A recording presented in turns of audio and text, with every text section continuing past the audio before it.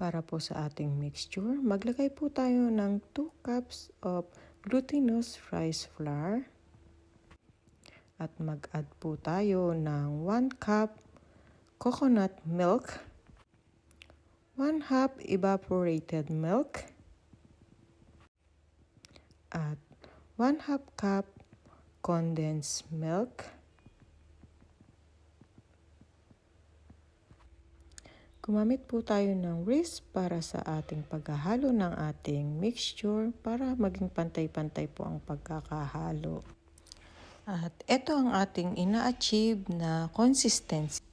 At ilagay na rin natin ang isa sa pinaka main ingredients ng ating masarap na bibingka.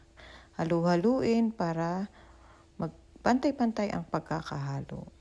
At pagkatapos po niyan ay ibuhos na natin sa ating kawali na may dahon ng saging. At pagkatapos po niyan ay ating pong takpan at lutuin ng 30 minutes. Hindi ko na nga po pala naipakita sa inyo kung paano ko binaligtad ang ating bibingka. Pero ito po ang kinalabasan niya. Ang ganda po, di ba? Ang pantay ang kanyang pagkakaluto. After 20 minutes po pala ay nilagyan ko po uli sa ibabaw ang ating bibingka ng grated cheese. Isa pa po itong magpapalasa at magpapaganda sa ating bibingka special. At after 5 minutes po, ito na po ang ating bibingka special. Ready to serve. At sa paghahati po pala ng ating bibingka ay mas maigi po kung gagamit po tayo ng gunting kumpara po sa kutsilyo. Wala pong hassle kapag gagamit po tayo ng gunting, hindi po dumidikit sa ang ating bibingka sa ating gagamitin.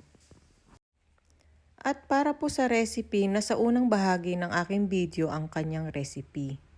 At para po malaman ko kung taga saan po ang nakapanood na ito, huwag pong kalimutang mag-comment at ilagay po kung taga saan po kayo. Yan lamang po at maraming salamat sa panonood ng aking video.